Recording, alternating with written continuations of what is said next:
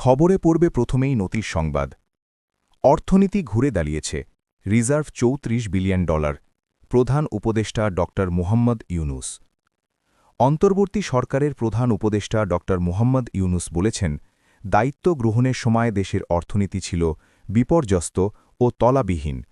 Banking খাত পুনর্গঠন, রাজস্ব ও কর নীতিতে সংস্কার ও মুদ্রা ব্যবস্থাপনায় পদক্ষেপের মাধ্যমে পরিস্থিতি মোকাবিলা করা সম্ভব হয়েছে। সোমবার ১৬ ফেব্রুয়ারি রাত ৯:১৯টায় জাতির উদ্দেশ্যে দেওয়া বিদায়ী ভাষণে তিনি এসব কথা বলেন। প্রধান উপদেষ্টা বলেন, এখন আর আন্তর্জাতিক লেনদেনে চোখে অন্ধকার দেখব না। দেশের বৈদেশিক মুদ্রার রিজার্ভ $34 বিলিয়ন পৌঁছেছে এবং প্রবাসীদের রেমিটেন্স প্রবাহ বাড়ছে। নিত্য প্রয়োজনীয় পণ্যের দাম নিয়ন্ত্রণে সরবরাহ বৃদ্ধি, টিসিবির কার্যক্রম প্রসারণ এবং বাজার তদারকি জোরদারের কথাও তুলে ধরেন তিনি। শ্রমিক অধিকার সুরক্ষায় আন্তর্জাতিক শ্রম সংস্থার গুরুত্বপূর্ণ কনভেনশন অনুসমর্থন ও নতুন শ্রম আইন প্রণয়নের কথাও বিদায়ী ভাষণে উল্লেখ করেন। ড ইউনুস বলেন, আমাদের প্রথম কাজ ছিল দেশকে সচল করা। এটা ছিল সবচাইতে কঠিন কাজ। যারা দেশকে লুটেপুটে খেত তারাই দেশের এই যন্ত্র চালাত।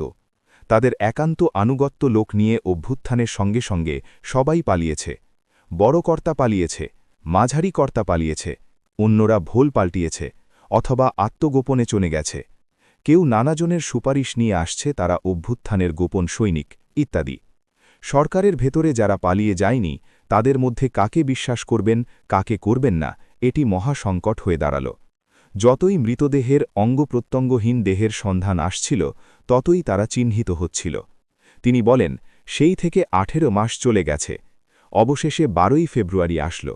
1.5 যুগ পর দেশে একটি জাতীয় নির্বাচন এবং ব্যাপক সাংবিধানিক পরিবর্তনের জন্য সর্বসম্মত জুলাই সনদের ওপর গণভোট অনুষ্ঠান হল। এই নির্বাচনে উৎসবমুখর পরিবেশ, দেশের সর্বত্র একটা ঈদের পরিবেশ ছিল, যা আমাদের ইতিহাসে স্মরণীয় হয়ে থাকবে।